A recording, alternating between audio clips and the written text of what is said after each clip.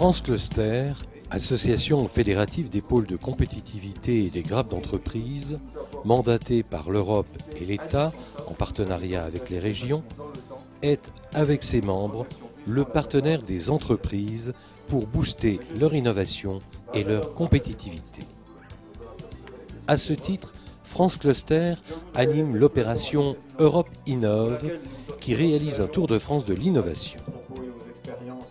Le Tour de France de l'innovation permet de rassembler les principaux acteurs économiques régionaux, chefs d'entreprise, responsables de pôles de compétitivité, pôles d'excellence, grappes d'entreprise et de clusters, acteurs techniques et financiers de l'innovation autour de la thématique « Coopérer pour performer ». Ce Tour de France de l'innovation s'est déjà arrêté à Marseille, Montpellier, Lille, Paris, Orléans, Strasbourg et Nogent pour une journée d'échange et de travail.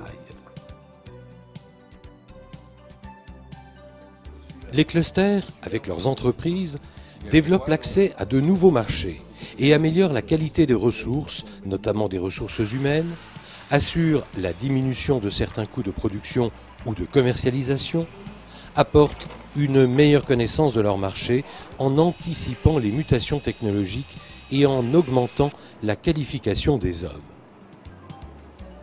Les clusters favorisent également les économies d'échelle pour une meilleure pratique de l'innovation et permettent l'accès à des financements pour accélérer la mise au point et la mise sur le marché de produits innovants et différenciants.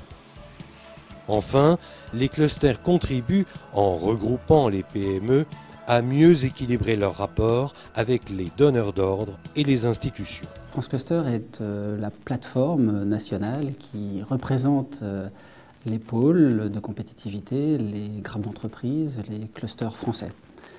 Avec l'appui de nos partenaires nationaux, État, collectivités territoriales et Europe, on se met au service de l'ensemble des clusters, grappes d'entreprise, pôles de compétitivité, pour booster l'innovation, la compétitivité et l'accès au marché porteur pour leurs entreprises.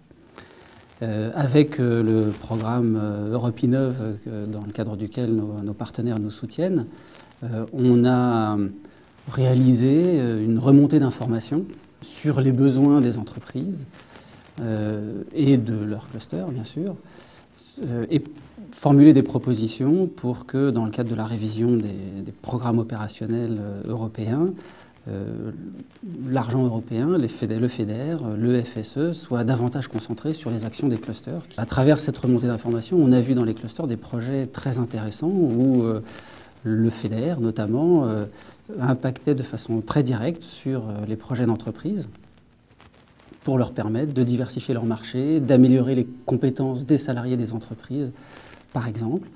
De la même manière, un impact très direct des crédits européens sur les clusters eux-mêmes, dans le cadre d'équipements collectifs qui permettent à leurs entreprises de s'inscrire sur des marchés porteurs. France Cluster a bien entendu un rôle extrêmement important à jouer dans ce domaine, parce que France Cluster est le réseau des réseaux d'entreprises, si j'ose dire, et à la fois au sein de France Cluster, il y a des pôles de compétitivité pour lesquels, entre parenthèses, on s'efforce toujours de mieux mettre en place les possibilités de crédits européens en faveur des projets de ces pôles de compétitivité, mais il y a aussi les grappes d'entreprise, qui est un concept qui est né dans cette maison, que le ministre Michel Mercier nous a demandé de mettre en place.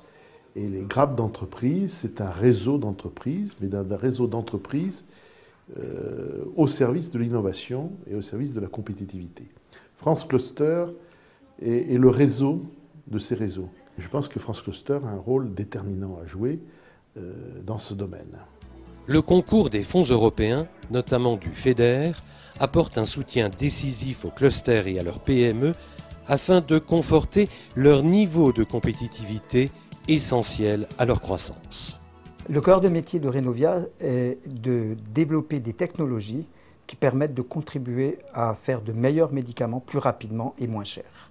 la technologie de base que développe Renovia et qui est totalement unique dans le monde est de simuler sur ordinateur le fonctionnement du cerveau et les réactions biologiques, les mécanismes qui sont impliqués dans les maladies du cerveau pour pouvoir mieux comprendre à quel endroit il faut agir avec les médicaments pour augmenter leur efficacité. Le FEDER nous a aidés, je dirais, dès le départ, en conjonction avec d'autres financements, puisque Renovia était lauréat du concours national création d'entreprise. La région Alsace a apporté sa contribution et dans la foulée le FEDER. Et cet apport de financement a permis de mettre réellement l'entreprise en place. Donc c'est vraiment l'élément fondateur je dirais, de Renovia et de cette technologie.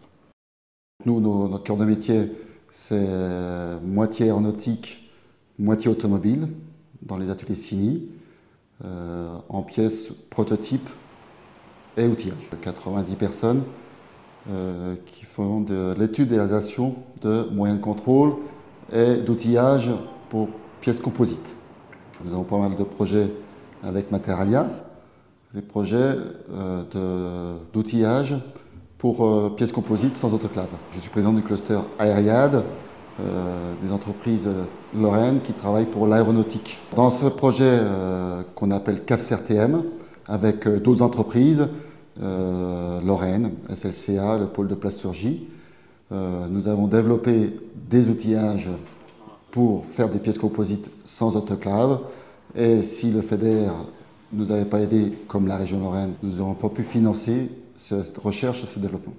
Pascal Gillet, voilà, je suis le président de la société Gillet Group.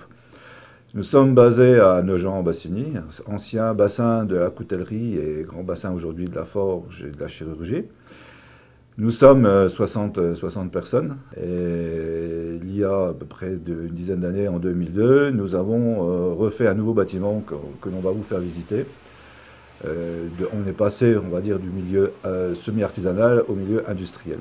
Le FEDER aussi, c'est une aide financière, naturellement, qui nous a donné un bon coup de main. Parce que quand on refait un bâtiment, on ne le fait pas simplement pour faire un bâtiment, mais on le fait aussi pour se développer dans le futur. Je suis le chef de projet du pôle technologique de Haute-Champagne, qui est une opération d'aménagement du territoire et de développement économique qui a été initialisée par le Conseil général de la Haute-Marne et qui est cofinancée fortement par le FEDER, à peu près un tiers de l'opération, l'État au travers du Fonds national d'aménagement du territoire, puisque nous sommes pôle d'excellence rurale, et les collectivités locales, la région Champagne-Ardenne, le Conseil général, le GIP Haute-Marne et la communauté de communes du bassin nogentais. Cette opération est destinée à apporter et à développer des compétences et de l'excellence pour que les industriels haut-marnais, champardonnais et plus généralement l'économie puissent être compétitifs dans un cadre de mondialisation. Le FEDER a été très important pour nous puisqu'il, d'abord, c'est le plus gros financeur de cette opération, qui est un peu plus du tiers. Et cette reconnaissance par le FEDER a permis de conforter un petit peu l'implication de nos autres financeurs dans cette opération. Et donc, au travers, d'une part, de l'investissement dans ces grands bâtiments, mais aussi de la participation du FEDER à l'investissement sur les machines, les appareils de laboratoire, nous avons aujourd'hui en Haute-Marne un outil tout à fait performant pour aider nos industriels à gagner la compétition internationale. Les exemples présentés ici témoignent de l'importance de l'apport du FEDER aux entreprises pour qu'avec l'appui de leur cluster, elles boostent leurs innovations et leurs performances sur des marchés marqués par une concurrence mondiale de plus en plus aiguë. C'est que c'était une innovation profonde dans l'utilisation des fonds européens que de dire l'objectif principal, prioritaire de l'utilisation des fonds européens, ça sera la compétitivité, l'innovation et le développement durable. Ce que l'on appelle les objectifs donc, de Lisbonne et Göteborg. C'était quelque chose de tout à fait nouveau et donc qui a changé profondément les habitudes dans les régions et les départements. Et donc de ce fait, on aurait pu penser que la mise en œuvre de ces programmes européens se ferait peut-être pas aussi facilement qu'on pourrait le souhaiter. Or, les premiers chiffres que nous avons au bout de 3 ans de vie de la nouvelle génération des fonds européens montrent que ces priorités rencontrent un succès et surtout correspondent à une demande forte de nos territoires. J'en veux pour preuve le fait que, en l'état actuel des choses, 48,7% des crédits des fonds européens qui ont été mis en place portent sur l'innovation et la compétitivité des entreprises. Ces résultats concrétisent les objectifs renouvelés de Lisbonne et de Göteborg. Et ainsi, ces résultats sont autant d'arguments dans les négociations conduites par le ministre de l'Espace rural et de l'Aménagement du territoire, Michel Mercier, avec la Commission européenne pour une reconduction des crédits FEDER de 2007-2013, 14,4 milliards d'euros pour la période 2014-2020.